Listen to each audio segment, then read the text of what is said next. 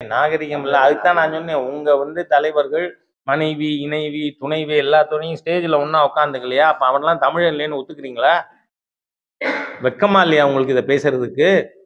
நாங்க அதை போடணுமா? அந்த படங்கள்லாம் எடுத்து எங்க சோசியல் மீடியால ஒருத்தனுக்கு ஒருத்தின்னு இருந்தவங்களோட லட்சணத்தை பாருன்னு போடலாமா? I challenge him. First apologise and withdraw your வேர்ட்ஸ்ங்கிறேன் நாம் துரைமுருகன். அவர் பேசியதை வாபஸ் வாங்கிக்கணும், மன்னிப்பு கேட்கணும். அநாகரிகமான பேச்சு துரைமுருகன். அதுவும் ஒழுக்க கேடர்கள் திரவிடியன் ஸ்டாக். ஈவேரா பத்தி புஸ்தகத்தை படிங்க. எங்க ஊர் கண்ணதாசன் எழுதின வனவாசத்தை படிங்க. எவ்வளவு பெரிய ஒழுக்க கேடர்கள். நீங்க ஒருவனுக்கு ஒருத்தின்னு வாழறவங்களா? என்ன மானம் கெட்ட பேச்சு. அதனால சொல்றேன், நான் துரைமுருகன் அவர்களுக்கு ரொம்ப சீனியர், ஐ ரெஸ்பெக்ட் ஹிம். ஆனா நீங்க பேசுகிற பேச்சு ஃபில்தி லாங்குவேஜ். 1000 கோடி ரூபாய்க்கு மேல், ஏன்னா அவங்க 1000 கோடிக்குன்னு சொல்லல, அதுக்குள்ள நம்ம சாராய மந்திரியா ஸ்கேம் மினிஸ்டரா? செந்தில் பாலாஜிக்கு என்ன சொல்லலாம்? சாராய மினிஸ்டர்னு சொல்லலாம், இல்ல ஸ்கேம் மினிஸ்டர்னு சொல்லலாம். பொறுங்க, உங்க ஜாமீன் ரத்தாகிறதுக்கு ரொம்ப ஒன்று நாள். ஆகவே இன்றைய தினம் இந்தியால எந்த மாநிலத்திலையும் அரசு டிபார்ட்மெண்ட்ல ரைடு நடந்தது. இன்னைக்கு தமிழ்நாட்டில் டாஸ்மாக் ஹெட் குவார்ட்டர்ஸ்ல ரைடு நடந்தது. அதுக்கு பேர் என்ன? கரூர் குரூப்பா? கரூர் கேங். அந்த கரூர் கேங் இது பற்றி அன்னைக்கே பேசினாங்க. ஒரு நம்ம சாராய மினிஸ்டர் ஜெயிலில் இருக்கிறதையே அங்கே ரைடு நடந்தது.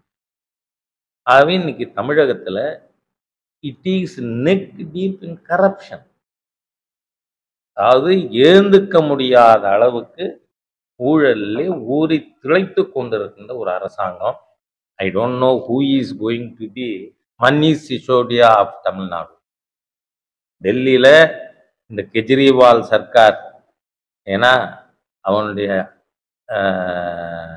லிக்கர் பாலிசி அதுல ஊழல் இருக்குன்னு முத அறிக்கை கொடுத்தது யாரு? பிஜேபியா? காங்கிரஸ் அறிக்கை.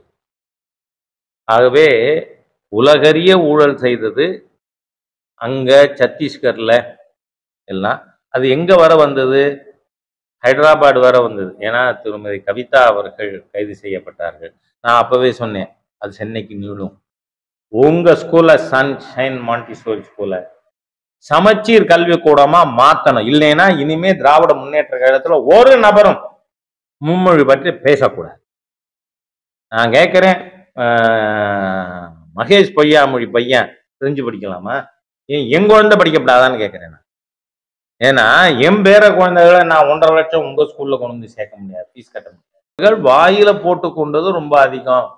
நீங்க பாத்தீங்கன்னா இந்த இடி ரைடுல மூலமா தெரிஞ்சிருக்கிறது, 2026 தேர்தல்ல ஓட்டுக்கு காசு கொடுக்கறதுக்காகத்தான் பணம் ஒதுக்கி இருக்காங்கன்னு தெரியும்.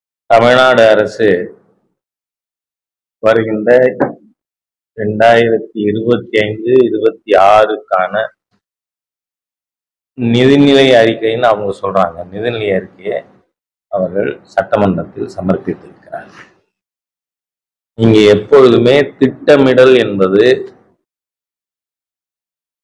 இந்த ஔவையார் ஏற்கனவே சொல்லியிருக்கிறதுங்க, ஆன முதலில் அதிகம் செலவானால் மானமழிந்து மதிகட்டு போன திசை எல்லாருக்கும் கள்ளனாய் ஏழு பிறப்பும் தீயனாய் நல்லாருக்கும் பொல்லனாம் நாடு.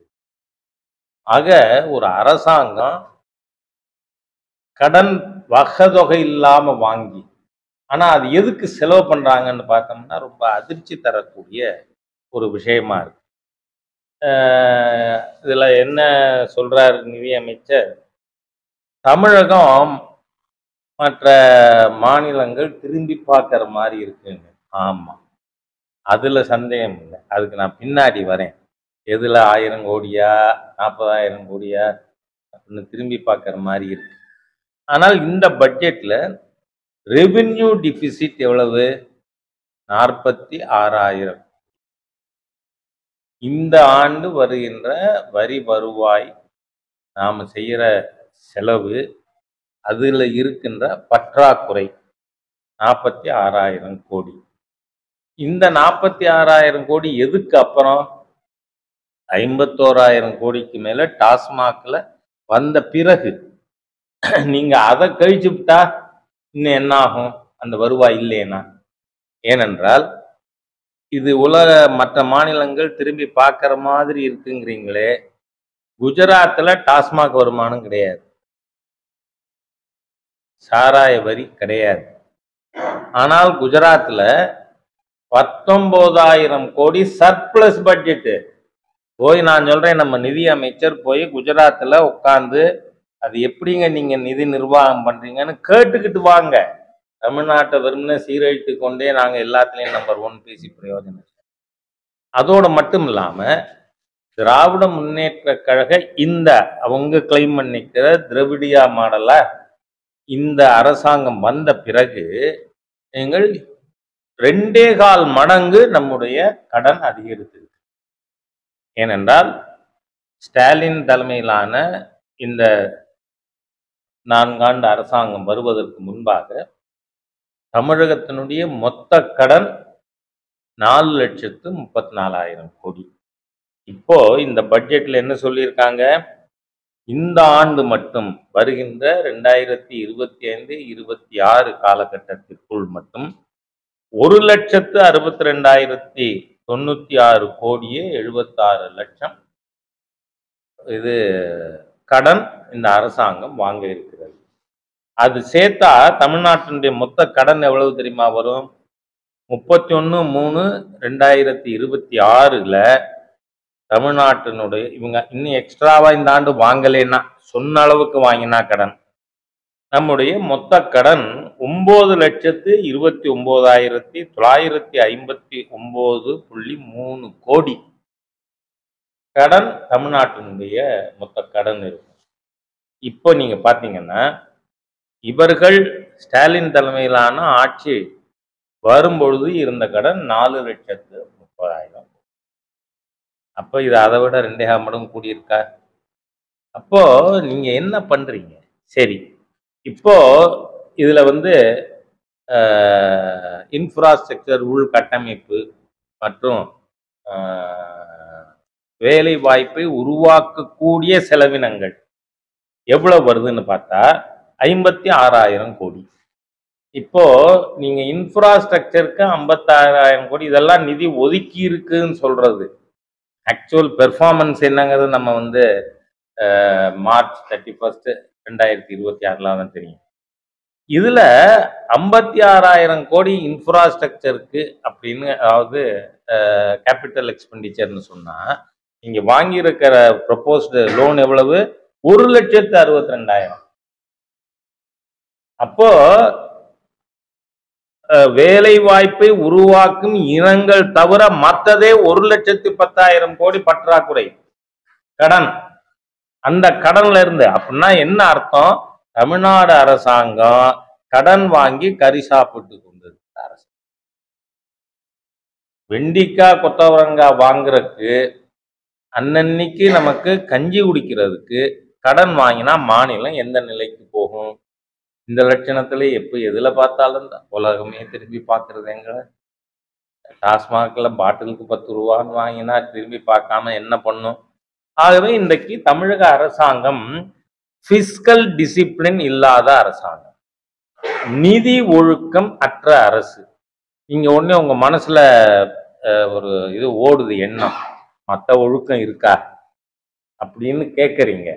எந்த ஒழுக்கமும் இல்லாத அரசாங்கம் தான். ஆனால் இன்னைக்கு பட்ஜெட்டை பற்றி நாம பேசுறதுனால எந்த விதமான நிதி ஒழுக்கமும் இல்லாத ஒரு மோசமான, சொல்லப்போனால் ஒரு தரிகட்ட அரசாங்கமாக, ஆஸ் எ சார்ட்டர்ட் அக்கௌண்டன்ட் நான் சொல்றேன், மோஸ்ட் இம்ப்ரூடன்ட் பட்ஜெட்னு சொன்னா இந்த முறை தமிழ்நாடு பட்ஜெட் நாம சொல்ல முடியும்.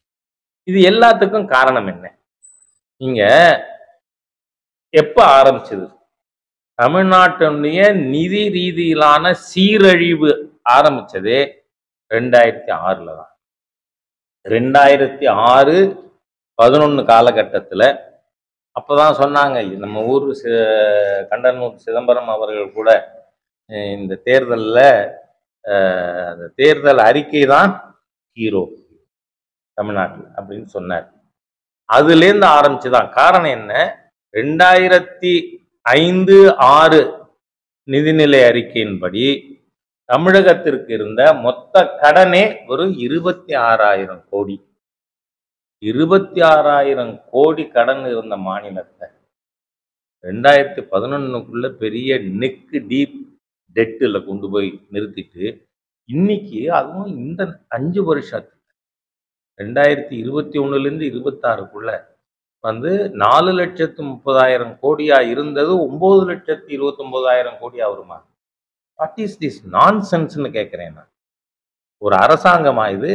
இப்போ நீங்க பாருங்க, குஜராத்தில் இது இல்லைன்னு சொன்னேன்னா சாராய வரி வருமானம், அந்த சாராய வரி வருமானம் இல்லாமலே அவர்கள் போட்டிருக்கின்ற இப்போ வந்திருக்கிற சில நாட்கள்ல நடந்திருக்கும் 19,000 கோடி உபரி வருமானம் இருக்கிற பட்ஜெட்டு.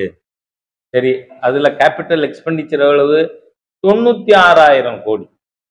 கடனே வாங்காம ரெவென்யூ சர்ப்ளஸ் காட்டி அதுல நாம சொல்றது 50,000 கோடி கேபிட்டல் எக்ஸ்பெண்டிச்சர். ஆனா குஜராத்தில் எவ்வளவு? 96,000 கோடி கேபிட்டல் எக்ஸ்பெண்டிச்சர்.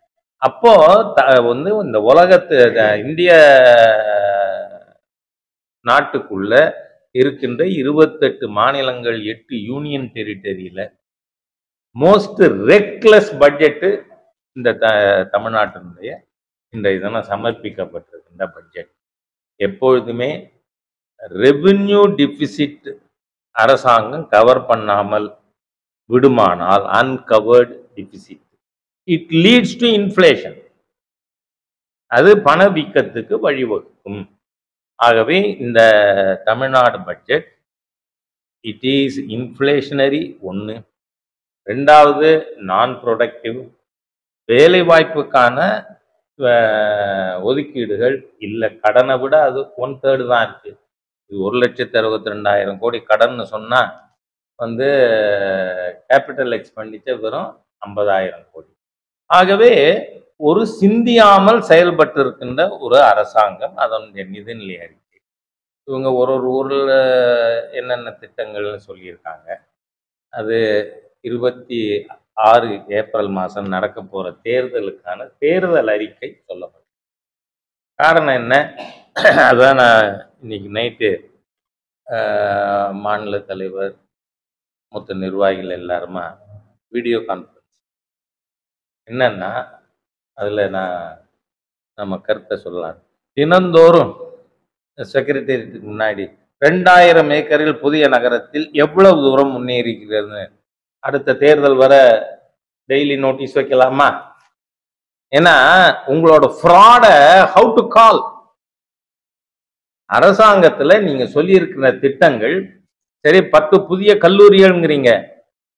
ஏற்கனவே நடக்கின்ற கல்லூரிகள்ல பள்ளிக்கூடங்கள்ல கம்ப்யூட்டர் எஜுகேஷனுக்காக சென்டர் கொடுத்த நிதி பயன்படுத்தி இருக்கீங்களா? ஏன்னா நமக்கு தெரியும், நம்ம மாவட்டத்துல பொய்ய வயல்ல ஒரு மாணவர் கம்ப்யூட்டர் ஆன் பண்ண போய் செத்து போயிட்டார் ஷாப்பிங். ஏன்? மத்திய அரசாங்கம் ஒரு ஸ்கூலுக்கும் குவாலிஃபைடு கம்ப்யூட்டர் டீச்சருக்கு 15,000 ரூபா மாசம் மாசம் சென்டர் கொடுத்து கொண்டு இருக்கு. ஆனா நீங்க ஆசிரியர் அப்பாயிண்ட் பண்ண எல்லா பள்ளிக்கூடத்துலையும் நீங்க இன்னைக்கு கம்ப்யூட்டர் கிளாஸ் சொல்லி கொடுக்கறது யாரு? அங்க நீங்க உங்களோட சம்பளம் வரவு செலவு கணக்கு பார்க்கறாருல டேட்டா என்ட்ரி ஆபரேட்டர், அந்த டேட்டா என்ட்ரி ஆபரேட்டர் வச்சு கிளாஸ் எடுத்துட்டு இருக்கீங்க. அதே மாதிரி இந்தியா முழுக்க எல்லா மாநிலங்கள்லையும் கம்ப்யூட்டருக்கு பள்ளிக்கூடத்துக்கு தனி புத்தகம் போடப்பட்டிருக்கு. தமிழ்நாடு அரசாங்கம் அறிவியல் பாடத்துல கடைசி 3 பக்கம் மாத்திரம் கம்ப்யூட்டர். ஸோ இந்த கவர்மெண்ட் வந்து முழுக்க முழுக்க ஒரு நேர்மை இல்லாத ஒரு டிஸ்ஆனஸ்ட் கவர்மெண்ட்.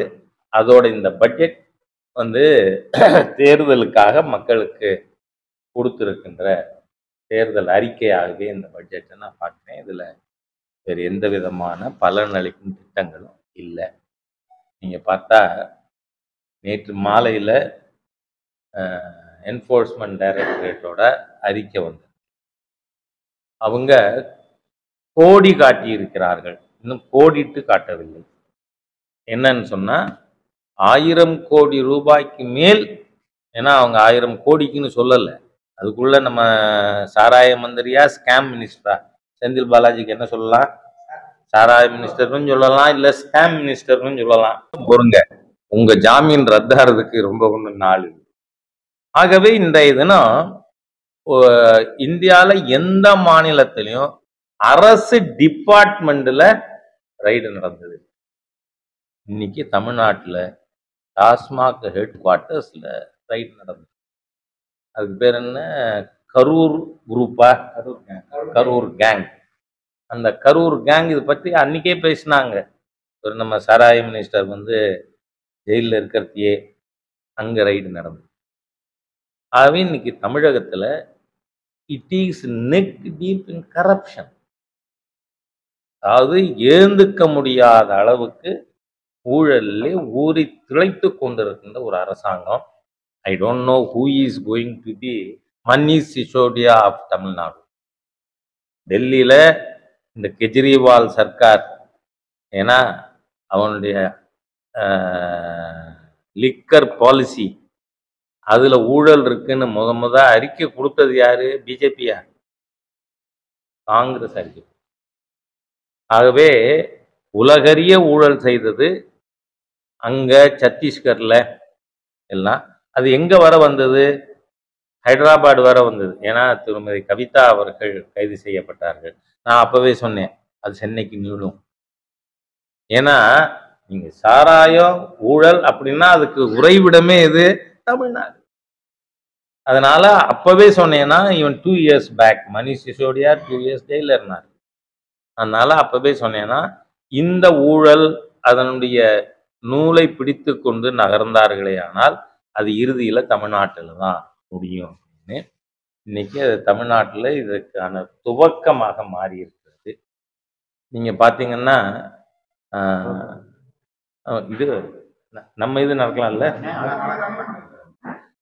இப்போ திராவிட முன்னேற்ற கழகத்தினுடைய தலைவர்கள் எல்லாம் வந்து ஒரு மாதிரி நீங்க பாத்தீங்கன்னா ஒரு மனோவியாதியால் பாதிக்கப்பட்டவர்கள் பேச ஆரம்பிச்சுட்டாங்க எல்லாரும்.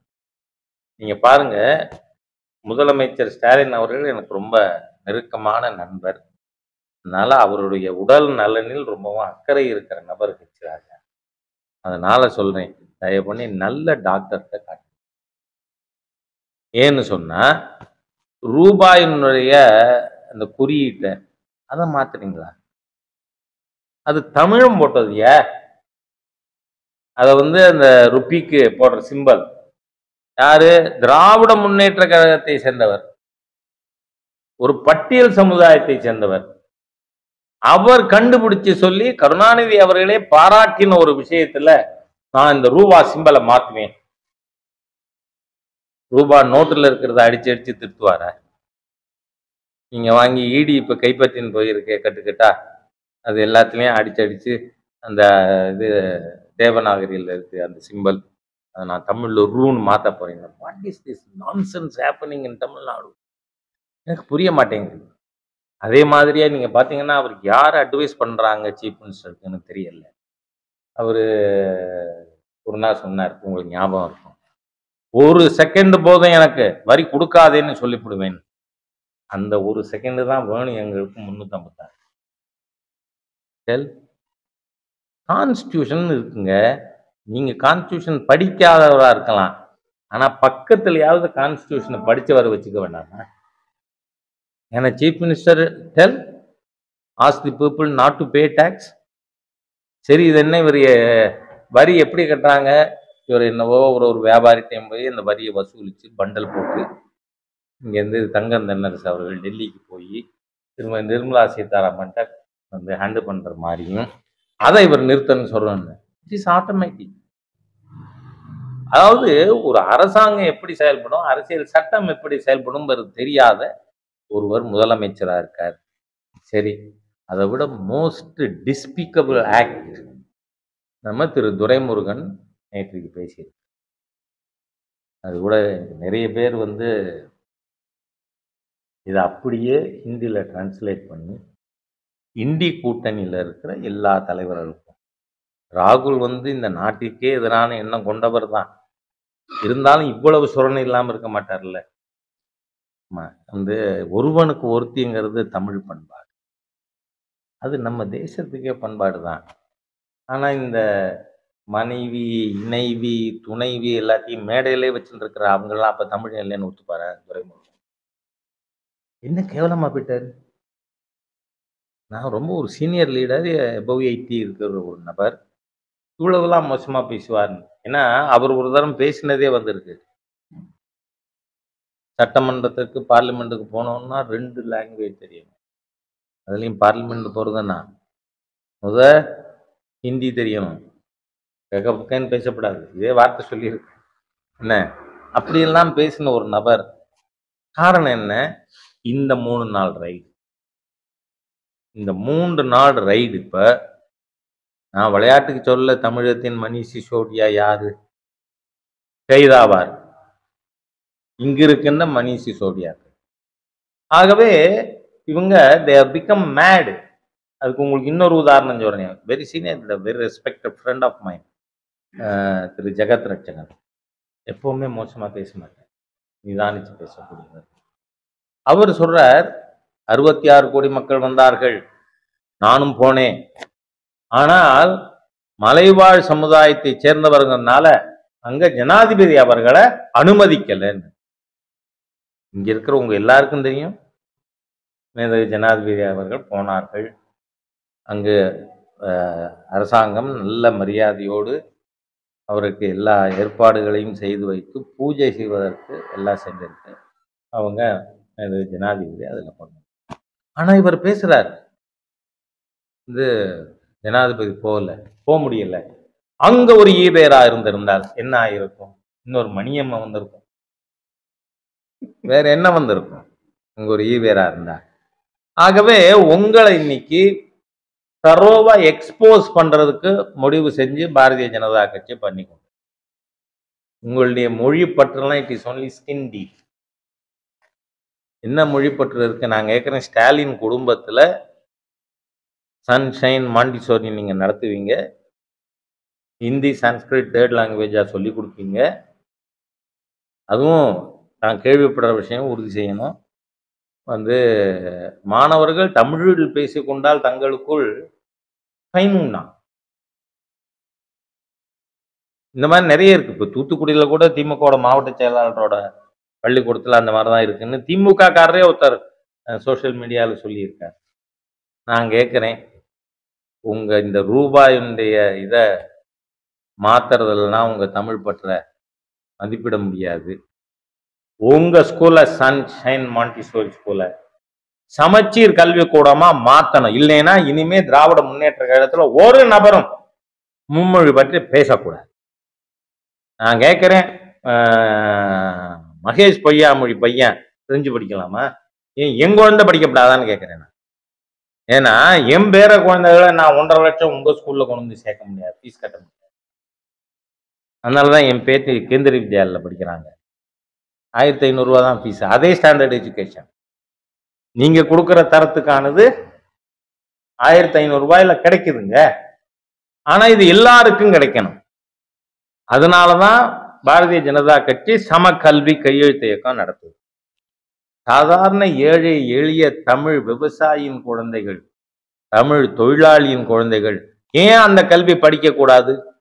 நீங்க பாத்தீங்கன்னா எவ்வளவு பொய், உருட்டு, புரட்டு திமுகன்னு சொன்னா, நம்ம முன்னாள் நிதியமைச்சர் 30,000 கோடி வாங்கிட்டானுன்னு சொன்ன உடனே அவருக்கு டிபார்ட்மெண்ட் காலி ஆயிடுச்சு. யாரு? பிடிஆர் தியாகராஜ். அவர் சொல்றாரு, சுந்தர் பிச்சை போயிருக்காரு, ஹிந்தி தெரியுமா அவருக்கு? ஹிந்தி தெரியாதுன்னு. உடனே நம்ம மக்கள் அழகா மீடியாவில், அதுவும் இப்போ மீம்ஸ் போடுறவங்க ரொம்ப கரெக்டா போடுறாங்க. இவர் சொன்ன உடனே அவர் சுந்தர் பிச்சை ஹிந்தியில இடத்துல பேசி கொண்டிருக்கிறது அவ்வளவு சரளமா. ஏன் பொய் சொல்றீங்க? ஏன் பொய், புரட்டு, திருட்டு, உருட்டு? அதுதான் திராவிடர். That is Dravidian model. நீங்க பாருங்க, நான் கேட்கிறேன், உங்க குழந்தை பிடிஆர் பழனிவேல் தியாகராஜனோட குழந்தை தமிழ் படிக்குதா? என் குழந்தை இருமொழி தான் படிக்குது, இருமொழி தான் படிக்குதுங்கிறாரு. அந்த இருமொழி என்ன? ஒன்னு இங்கிலீஷ், இன்னொன்னு ஸ்பானிஷ். உங்க வீட்டுக்குள்ளே தமிழ் கிடையாதுங்க. I challenge you. எவ்வளவு பொய், பித்தலாட்டம், புரட்டு. That is Dravidian model. பொய், புரட்டும், உருட்டும். அவர் குழந்தை 2 மொழி படிக்குது, கரெக்ட், தமிழா. ஆகவே இந்த திராவிடியன் மாடல் பேசக்கூடிய அனைவருமே தமிழை அழிக்க பிறந்தவர்கள். உங்களுக்கு தெரியும், நான் காரைக்குடியில் உட்காந்துக்கிட்டு போய் சொல்ல முடியாது. நான் படிச்சது 1ஆவதுல இருந்து 5ஆவது வரை அழகப்பா ஆதாரப்பள்ளி, கவர்மெண்ட் எய்டட் ஸ்கூல். அதுக்கப்புறம் 6ஆவதுல இருந்து 11 வரை படிச்சது அழகப்பா உயர்நிலை பள்ளி. அதுலயும் நான் பி செக்ஷன்ல படிச்சேன், தமிழ் மீடியம். ஆங்கில மீடியத்துல படிச்சவன் இல்லை நான். அதனாலதான் எனக்கு நான் அப்ளை பண்ணதும் ஒரே கம்பெனி, அது உடனே வேலை கிடைச்சது. 4 வருஷம் வேலை பார்த்தேன். அது western coalfields limited, central government undertaking, மத்திய பிரதேசத்துல போஸ்ட். பார்த்தா எனக்கு அங்க எல்லாரும் உடனே ஹிந்தியில வராங்க, நமஸ்தே சாப் அப்படின்னு. அவங்க அதுக்கப்புறம் பேசுனதெல்லாம் எனக்கு இப்ப ஞாபகம் இல்லை, ஏன்னா தெரியாதே. அப்ப உடனே நான் கத்துண்டது என்ன தெரியுமா? ஹிந்தி. முஜே ஹிந்தி நஹி மாலும். அப்பதான் அவர் நிறுத்துவார், இல்லைன்னா அவர் கடகடன் பேசினா நான் என்ன பண்றது? அதனால இப்ப நாம என்ன சொல்லியிருக்கோம், இந்த மும்மொழி கொள்கையிலையும் நீங்க எவ்வளவு தூரம் இவர்கள் மோசடி பேர் வழிகள் திராவிட முன்னேற்ற கழகத்தினர் அப்படிங்கிறதுக்கு 2004 இருந்து 14 வரை திமுக அந்த ஐக்கிய முற்போக்கு கூட்டணி அரசில் பங்கு பெற்றது. ஆனால் அப்போ இதே தேசிய கல்விக் குழு, இப்போ இது புதுசு இல்லை. NEPங்கிறது national education policy, not new education policy. ஏற்கனவே 1985-86 ராஜீவ்காந்தி அவர்கள் இருந்தப்ப கொண்டு வரப்பட்ட, உருவாக்கப்பட்ட கல்விக் கொள்கை அது. அதுல 2019 நாம மாண்புமிகு பிரதமர் மோடி அவர்கள் தலைமையிலான அரசு திரு கஸ்தூரிரங்கன் கமிட்டி போட்டு அறிக்கை கொடுக்கிற வரை உள்ளூர் மொழி ஆங்கிலம், ஹிந்தி ஆர் சான்ஸ்கிரிட்னு தான் இருந்தது. அதை நாம என்னவா மாத்தி இருக்கோம்? அங்க உள்ளூர் மொழி ஆங்கிலம், any one of the Indian languages. இந்திய மொழி எதுவனா இருக்கலாம். பாரதி சொல்லியிருக்கார், செப்பு மொழி 18 உடையாள், சிந்தனை ஒன்று உடையாள். 18 எதை வேணா படிக்கட்டுமே குழந்தைகள். நீங்க பாருங்க எவ்வளவு இவங்க பேசுறதெல்லாம் பொய், பித்தலாட்டங்கிறதுக்கு. பாராளுமன்றத்தில் இப்ப சமீபத்துல ஏற்கனவே 16 மொழிகளுக்கு சைமல்டேனியஸ் டிரான்ஸ்லேஷன் இருக்கு. இப்போ நம்ம பாராளுமன்ற உறுப்பினர்கள் தமிழ்லயே பேசலாம். அது ஆட்டோமேட்டிக்கா உடனேயே மாண்புமிகு பிரதமருக்கு, உள்துறை அமைச்சருக்கு, எல்லா அமைச்சர்களுக்கும், பாராளுமன்ற உறுப்பினர்களுக்கு அவங்க என்ன வேணும்னு நினைக்கிறாங்களோ அந்த மொழியில சைமல்டேனியஸா டிரான்ஸ்லேட் ஆகும். அதை மேலும் ஒரு 6 மொழிக்கு எக்ஸ்டெண்ட் பண்ணிடணும். அதுல சம்ஸ்கிருதம் இருக்கு. உடனே நம்ம சென்ட்ரல் மெட்ராஸ் உருட்டல் தயாநிதி மாறன், அது எதுக்கு அனாவசியமா?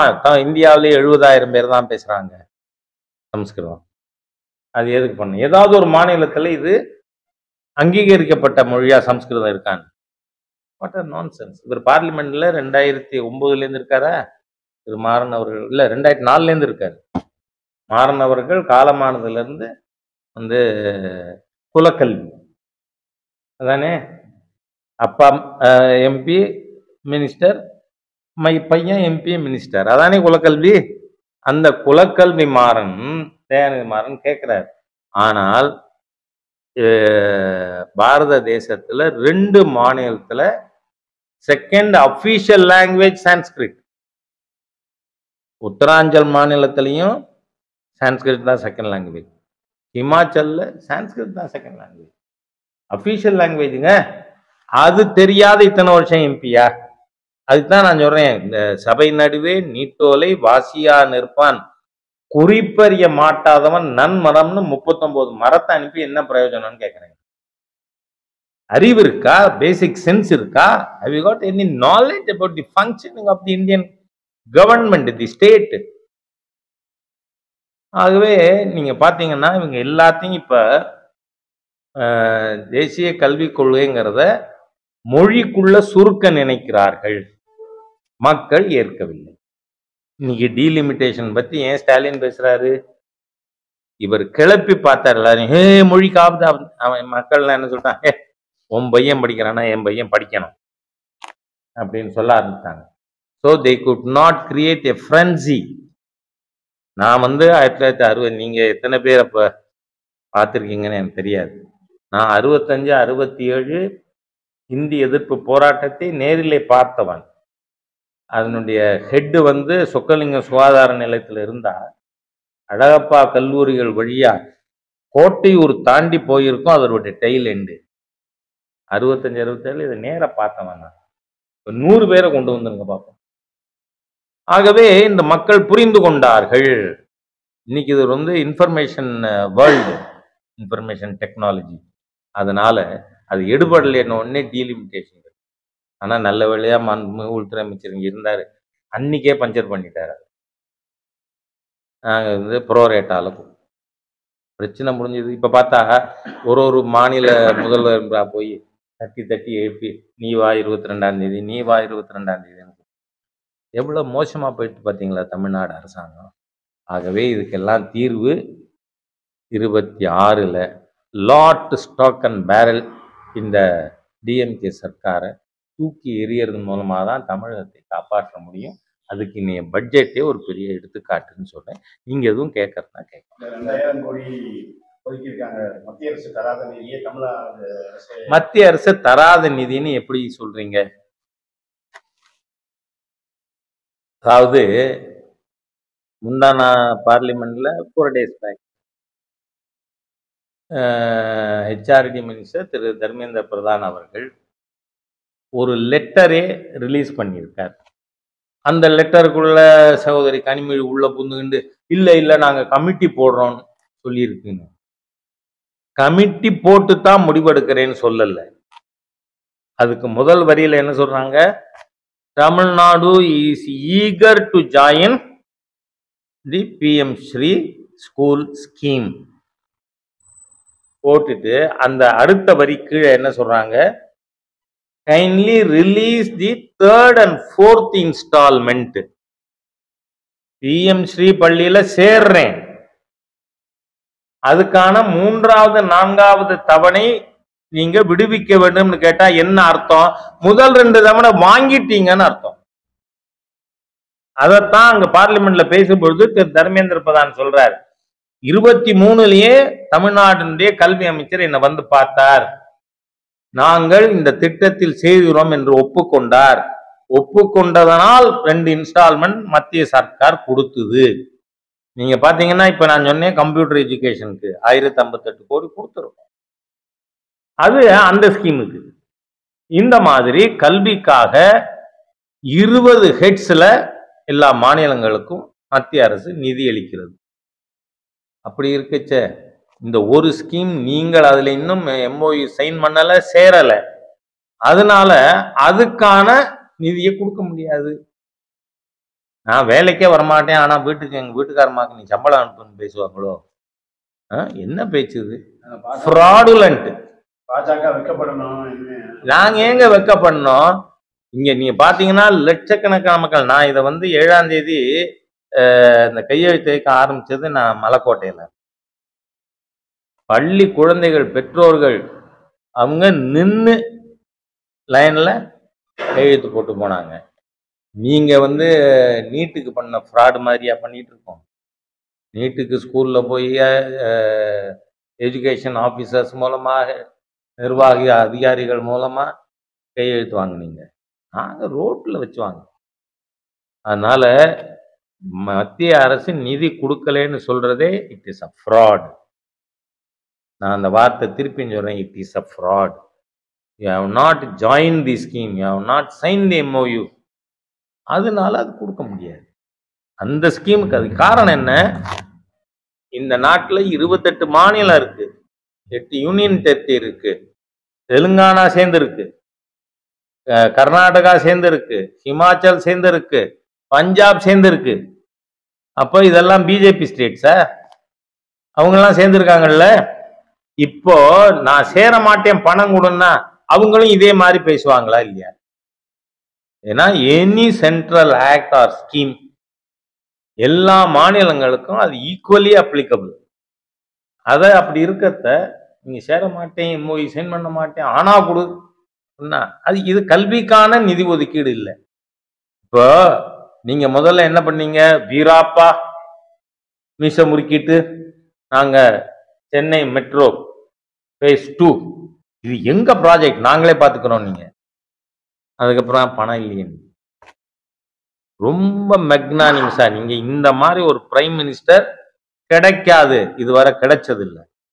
அவர் மெக்னானிமஸா ஓகே சென்ட்ரல் ஸ்கீமா சேர்த்துருவோம், 60% சென்டர் கொடுப்போம், மீதியை நீங்க போடுங்க.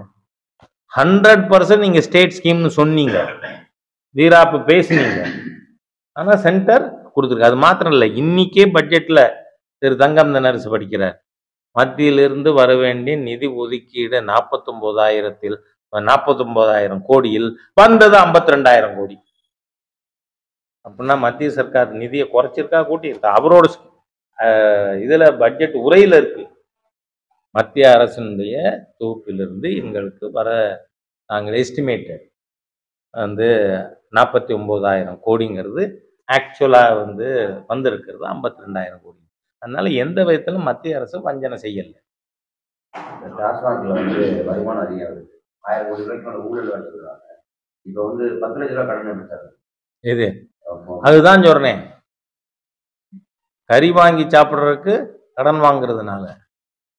அது மட்டும் இல்ல, இவங்க பூராத்தையும் ஒரு ஸ்பெஷல் இன்வெஸ்டிகேட்டிவ் ஆடிட் இதுக்காக தமிழ்நாட்டுக்காக அப்பாயின்ட் பண்ணணும்.